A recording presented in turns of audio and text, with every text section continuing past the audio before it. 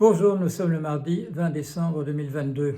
Le 6 janvier 2021, une foule d'émeutiers prenait d'assaut le Capitole à Washington, aux États-Unis.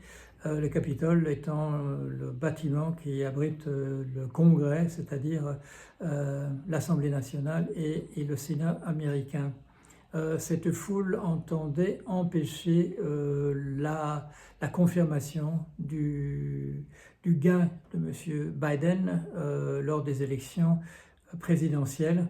Elle entendait empêcher l'accession à terme de M. Biden au pouvoir et le maintien de M.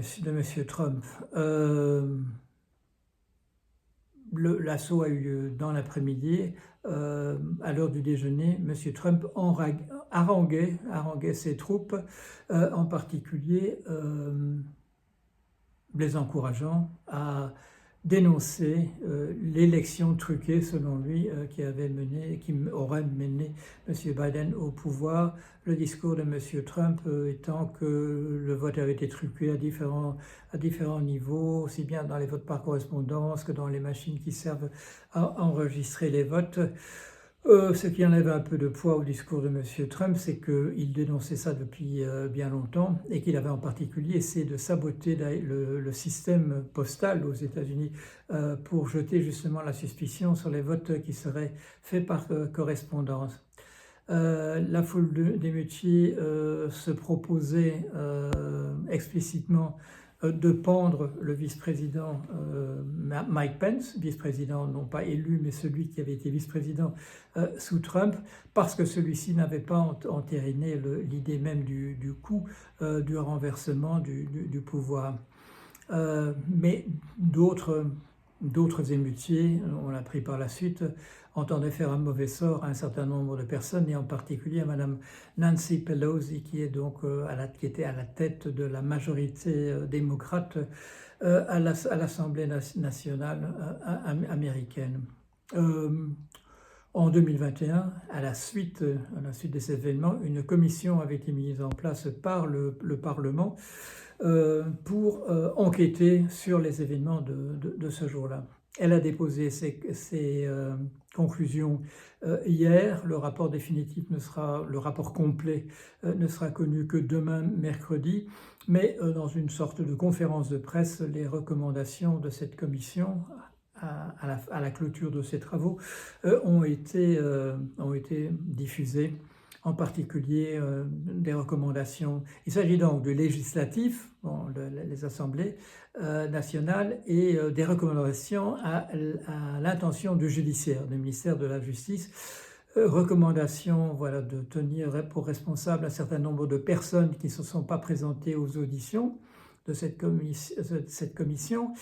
En particulier M. Kevin McCarthy, qui était à la tête de la majorité des républicaines cette fois à l'Assemblée nationale, M. Jim Jordan, qui est en particulier un parlementaire dont on sait que les sympathies pour les émeutiers n'ont jamais été cachées par lui. Alors, cette commission était-elle légitime aux yeux du public? Pas entièrement. Parce qu'au moment où elle s'est constituée, le Parti républicain a proposé un certain nombre de personnes comme étant ses représentants dans la commission, et l'ensemble du Parlement a refusé un certain nombre de ces noms, de ceux qui siégeraient dans cette commission, et en particulier de M. Jim Jordan, pour la raison précisément que son soutien aux émeutiers était connu de tous et qu'il ne s'en cachait d'ailleurs pas personnellement. Si bien que finalement, il n'y a eu que 2 représentants du Parti républicain qui se sont retrouvés dans le panel, dans l'ensemble des gens qui allaient interroger un certain nombre de personnes pour enquêter sur les événements du 6 janvier, sur son financement, sur les gens qui y ont participé, sur les responsabilités directes ou indirectes de la Maison-Blanche dans les événements qui se sont produits. Donc, constitution assez déséquilibrée, dans la mesure où il y avait, je crois que c'était 5 représentants du Parti démocrate et 2 seulement du Parti démocrate et 2 représentants du Parti républicain. Mais c'est parce que c'était pour déjouer le fait que les républicains avaient proposé en particulier donc des soutiens du coup comme faisant partie de la commission, ce qui avait été refusé par les démocrates. Euh, D'autres recommandations sont les recommandations d'inculper l'ancien président, M. Donald Trump. Il y a 4 chefs d'inculpation, dont le plus sérieux est d'avoir incité à une insurrection. Bon. Est-ce que ces recommandations lient l'exécutif d'une manière et le judiciaire d'une manière, en particulier le judiciaire d'une manière ou d'une autre? Non, ce sont des recommandations. Bien entendu, on nous dit les choses ne sont jamais passées de cette manière-là, mais c'est vrai, il est vrai, il faut commencer par dire qu'aucun président américain n'a essayé d'opérer un coup d'État jusque-là. Donc effectivement, on est d'une certaine manière dans le neuf, dans l'inconnu, et il est difficile de dire on n'a jamais fait comme cela jusque-là, puisque le cas ne s'était pas présenté. Que va faire le ministère de la Justice? Eh bien, ça c'est la question qu'on se pose. Il n'est pas lié par ces recommandations, mais on peut faire le bilan quand même de ce qui s'est passé du fait de cette commission. Cette commission a travaillé, interviewé et interrogé un certain nombre de personnes, 1000 en tout, paraît-il. Nous avons vu, nous le public, un certain nombre de ces entretiens. Parce qu'ont eu lieu un certain nombre d'auditions publiques au mois de juin et de juillet de cette année. Bon. Le public est partagé. Il y a un certain nombre de partisans de M.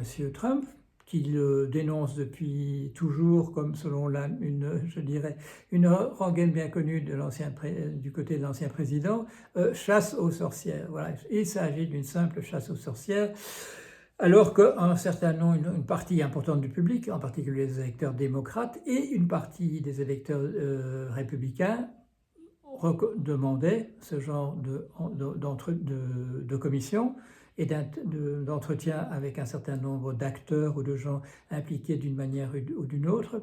Et la commission a eu l'habileté d'interroger essentiellement, ou en tout cas de montrer essentiellement lors des auditions publiques, des dépositions de la part de gens qui, sans être nécessairement des représentants du peuple républicain, sont des gens qui ont affiché leur position de soutien au parti républicain, soit dans les faits, en travaillant pour une administration républicaine, soit en l'ayant affirmé par ailleurs.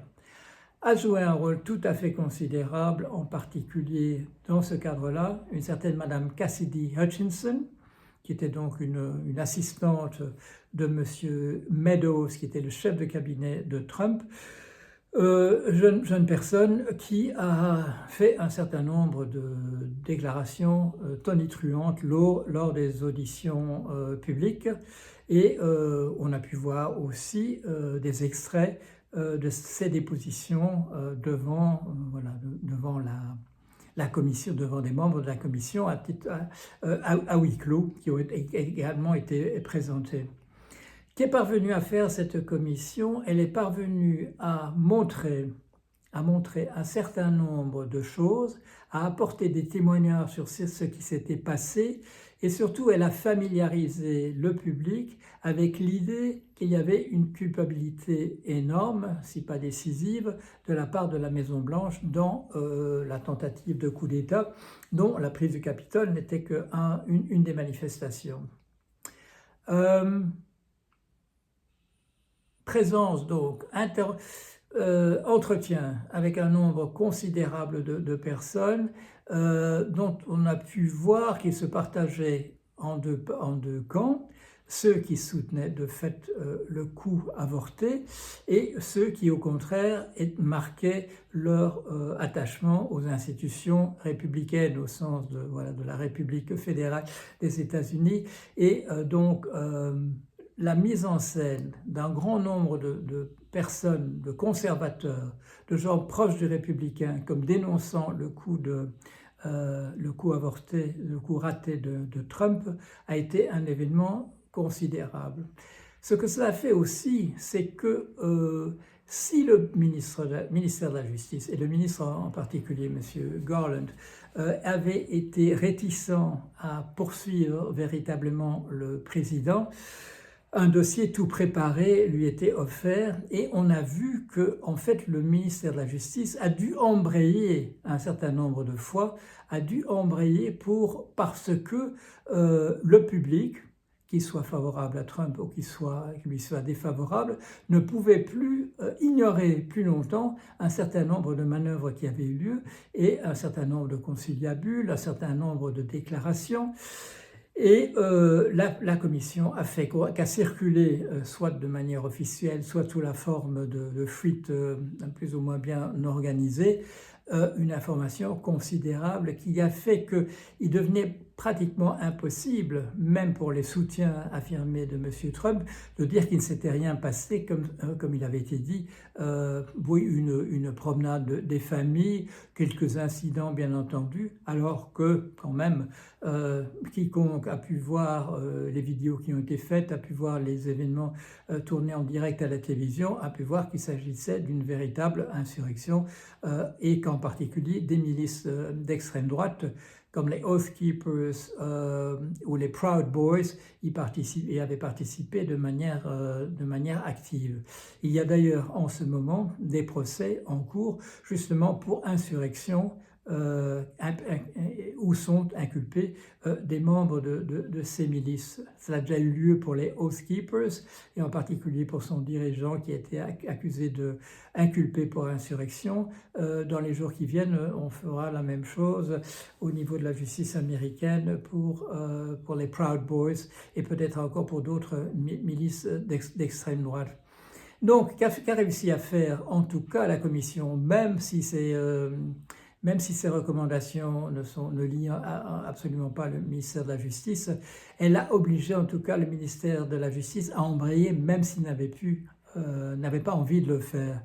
Et des événements plus récents, c'est-à-dire la nomination d'un procureur spécial pour s'occuper du cas Trump, un certain monsieur Jack Smith, maintenant se déroule assez rapidement. On voit que ce monsieur Jack Smith a c'est le portrait du juge intègre avec, je dirais, un peu des relents du 19e siècle. Mais cette personne a non seulement peut mener, comme il l'entend, son enquête à lui, mais le travail lui a été mâché de façon considérable par la commission du 6 janvier 2021. Et en particulier, une chose qu'il ne pourra pas ignorer, même si le ministère de la Justice est un peu réticent à entrer dans ce type de détails, elle ne pourra pas ignorer des choses qui ont été discutées au niveau public et où les contestations ont été minimes sur le fait que c'est bien comme cela que les choses se sont passées.